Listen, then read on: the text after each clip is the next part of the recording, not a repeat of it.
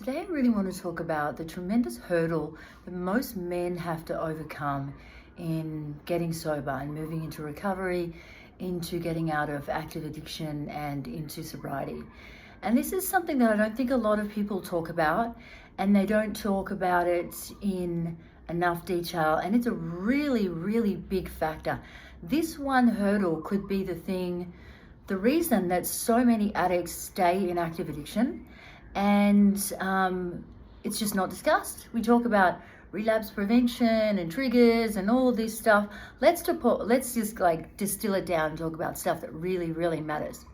So when you're recovering from addiction, you have to learn to feel your feelings. So I want to do kind of 101 of the neuroscience here, then talk about the impacts, and then talk about what we can do next step. So I want something really tangible that we can take away from this, and the background, so we really understand the how, the what, and the why.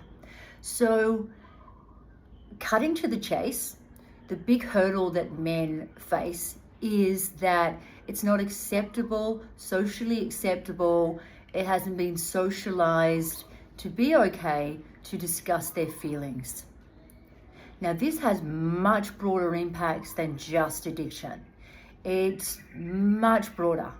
And even like in Australia, one of the most dangerous things for a young male, the thing that kills most young men, not driving stupid as P-platers, like on the roads, it's suicide. And when men look to end their own life, it's not a cry for help, they do it. So it's not attempts, it's actual suicides, people hanging themselves. That's how serious this topic is.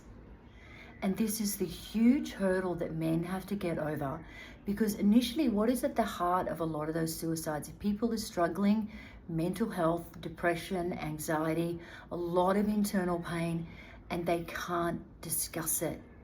It's the inability, it's not so much the pain or the anxiety, the symptoms themselves, it's the shame that I shouldn't feel this way, that it's not okay to discuss this, that I don't have the friendships to even have, like who do I even go to? What men? We talk about, like, if I go back to Australia, it's probably a really good example to use, because the masculine society there is still a bit that like real men don't cry kind of mentality.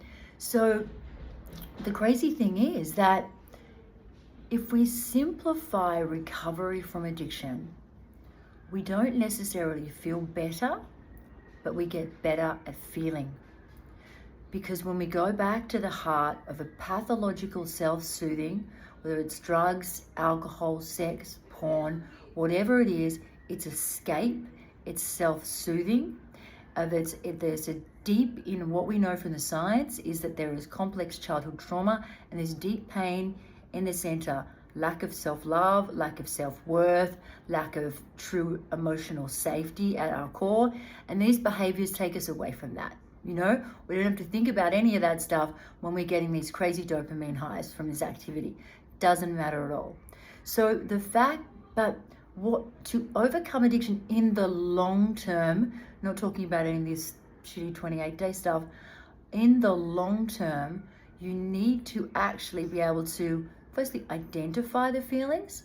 So initially have the experience and the understanding of the emotional breadth.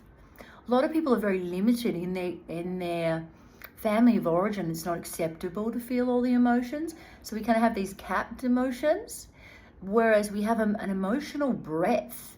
We need to be able to feel the emotional breadth, and we need to have the vocab to express what's going on there, and we need to have the safe space, because to process, I'm going to really simplify the neuroscience here, to process complex trauma and this pain, we need to release the memory, pair it with the emotion, and then it can go back in the past. So it no longer triggers us, upsets us, causes us to, road rage or drink or smack someone. That's, the essence of processing pain and trauma. And when men don't have a safe space to discuss their feelings, and it's not okay to feel, they're stuck. Where do you go? You reach for a drink, you reach for a needle, you reach for a rope.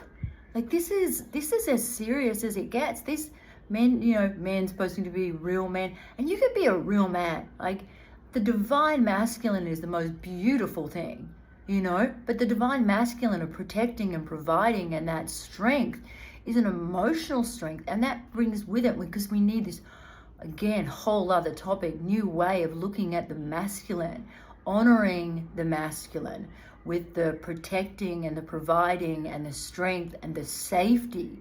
But we need to, as women and as men, make it okay for men to be able to discuss their feelings. Because until we do that, we're going to continue with this epidemic of addiction and of suicide. So really, that's the crux of it. What do we do from here?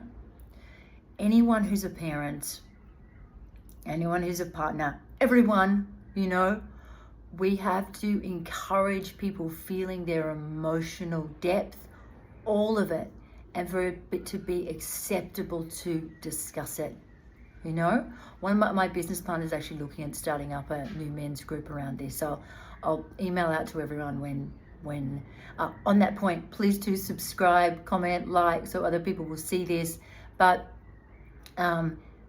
we've got to make it okay for men to be able to discuss their feelings, because if we don't, we're going to have an increased epidemic of addiction, more deaths from overdose. And because when people get short-term sober, like when they relapse, often they OD, so this is like, it's no more shoving down these emotions. Humanity will be better with everyone can just be vulnerable and authentic and themselves, and we'd all be so much happier. Because there's like addiction on one end of like extreme pain, and the other end is this fully integrated self, really authentic, really honest, really loving all elements of ourselves. That's where we want to get to. And that's why addiction is a bigger topic too, because it gives us an example of like when everything goes wrong, how bad it gets. But where all of us is somewhere on that spectrum. I'm going to talk about that shortly. But for now, love to hear your comments. I respond to everyone personally, so please do.